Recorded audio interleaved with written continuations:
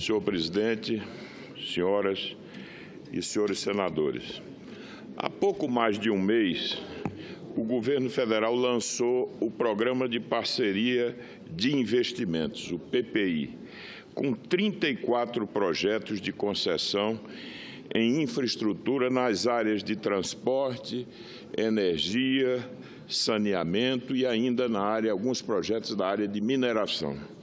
São trechos de rodovias, terminais portuários, aeroportos, ferrovias, campos de petróleo e gás natural e até mesmo usinas hidrelétricas.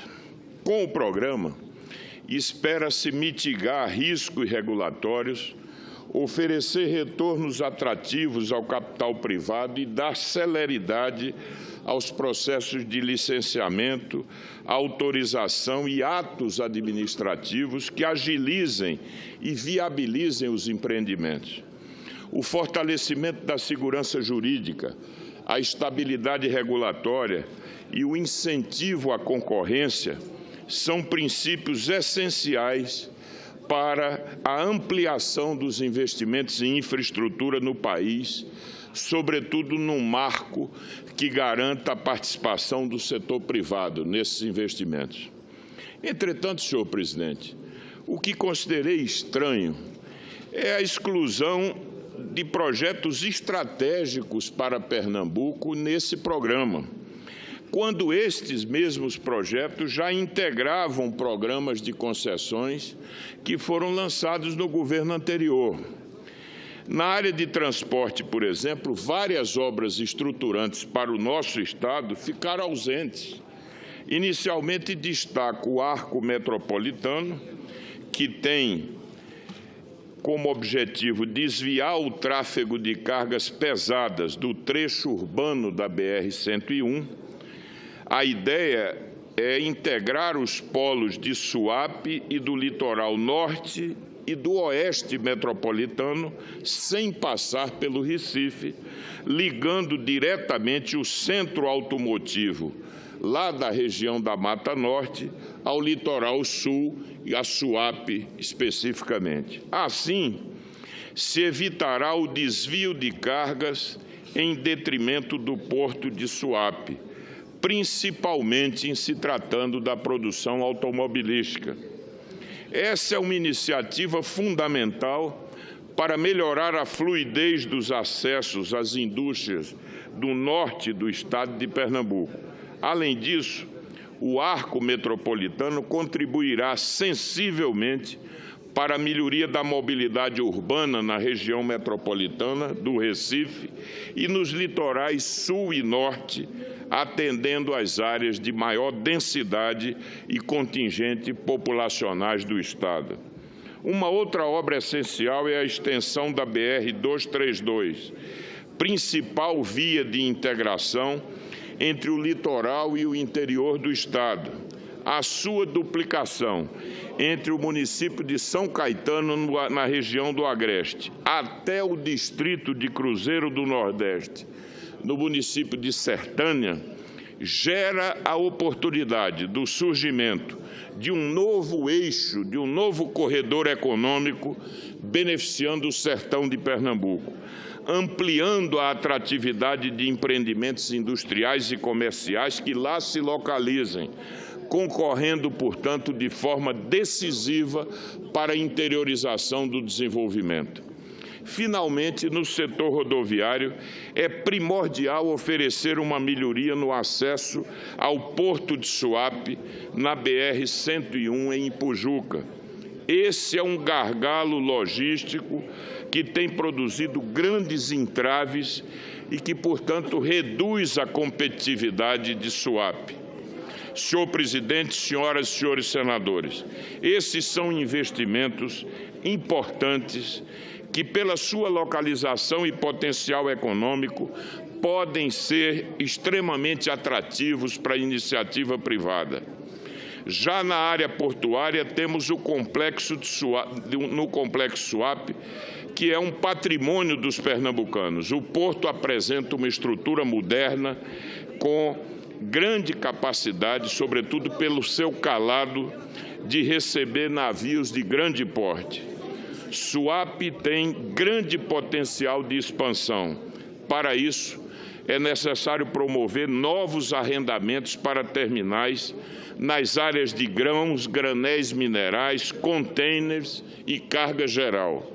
O segundo terminal de containers é fundamental para consolidar a Suape como um hub portuário.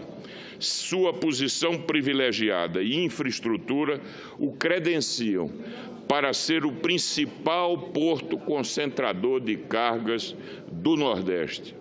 Entretanto, esses arrendamentos também não foram incluídos no PPI, nem estão previstas autorizações para a instalação de terminais de uso privativo. Senhor presidente, senhoras e senhores senadores, um outro parâmetro relevante para avaliar a dimensão do Estado nas prioridades da União são os recursos orçamentários alocados para investimentos em infraestrutura de transporte. Segundo a Consultoria de Orçamento do Senado, para 2017 foram autorizados para Pernambuco, no projeto de lei orçamentário oriundo do Executivo, dispêndios da ordem de 252 milhões, uma queda de 22% em relação à autorização que foi aprovada em 2016. Como explicar a ausência de Pernambuco no programa de concessões do governo federal e uma queda tão significativa na dotação de recursos orçamentários, quando o governo do Estado e a sua base parlamentar federal apoiaram e atuaram ativamente no processo de impeachment? Por qual razão os empreendimentos essenciais para Pernambuco não estão sendo priorizados no programa de parceria de investimentos em infraestrutura? Atribuo esse fato a um déficit de articulação política do governo do Estado de Pernambuco, combinada com a ausência de uma visão e de um projeto estratégico para o Estado.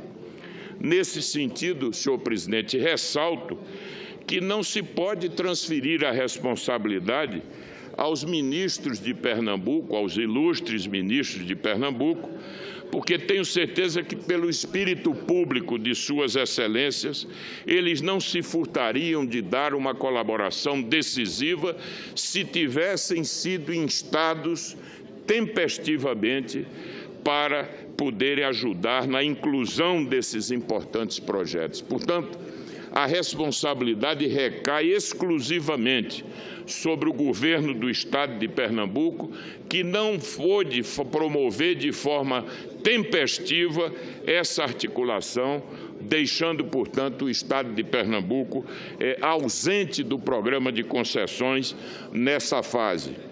Quero fazer essa ressalva para que não se terceirize essa responsabilidade, volto a dizer, pelo fato de Pernambuco ter e contar no Ministério do governo Temer, com 4 ministros que têm uma atuação destacada em defesa dos interesses do Estado. Senhor presidente, senhoras e senhores senadores, no Congresso, iremos trabalhar para ampliar a participação de Pernambuco nos investimentos. Essa é a posição que temos tomado em várias ocasiões, inclusive um entendimento para concentrar os recursos das emendas de bancada desses projetos. Por outro lado, cobramos diversas vezes uma posição no sentido de acelerar e priorizar essas obras estruturantes. Sabemos que a União tem um papel essencial nesse projeto, que é o de estimular a participação do capital privado na ampliação e melhoria da infraestrutura do Nordeste, sobretudo pelo histórico de investimentos públicos que agora se encontra comprometido em função do severo quadro de restrição fiscal. Nesse caso, diminuir o custo da outorga durante os períodos de maior investimento dos concessionários e ajustar o prazo para a conclusão dos investimentos são algumas das alternativas compensatórias que a União pode oferecer. Por isso, precisamos mobilizar a bancada de Pernambuco para cobrar uma posição do governo federal, sobretudo para a reinserção desses empreendimentos no programa de concessões. Senhor presidente, senhoras e senhores senadores, outro assunto que traga a essa casa é a preocupação com os efeitos da longa estiagem que se abate sobre o nosso estado. São 125 municípios, meu caro senador Elmano Ferrer, que estão em estado de emergência, conforme decretos estaduais, ou seja, 70% dos municípios de Pernambuco.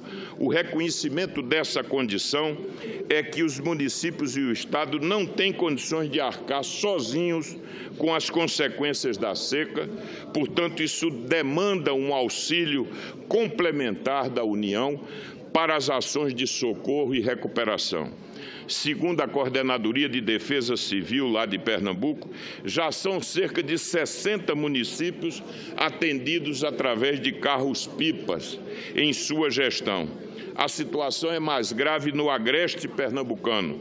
No final do mês passado, o maior reservatório de água da região entrou em colapso, depois de operar por 10 meses com o volume morto.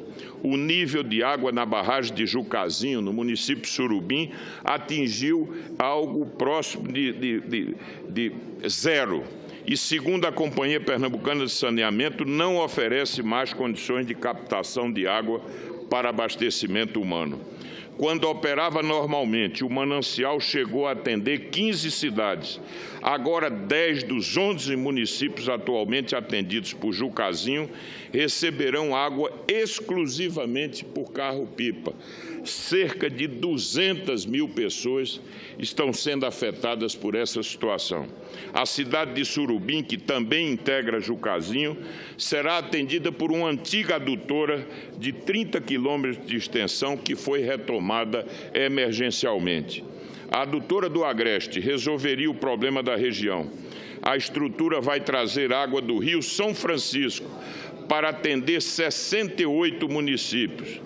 80 distritos a partir do eixo leste da transposição do Rio São Francisco. Por isso, senhor presidente, garantir a liberação dos recursos necessários para a conclusão da primeira etapa dessa obra, que é fundamental, é algo que consulta de forma muito efetiva os interesses de Pernambuco para minorar essa situação grave que vem se verificando periodicamente. Portanto, senhor presidente, senhoras e senhores senadores, a adutora do Agreste é uma obra crucial para Pernambuco, que irá garantir o abastecimento d'água para 2 milhões de pernambucanos, atendendo inclusive a demanda das atividades econômicas da região, representando, portanto, solução vital e de longo prazo para o enfrentamento da seca que vem nos afetando periodicamente. Era esse o pronunciamento, eu agradeço a tolerância. Muito obrigado, senhor.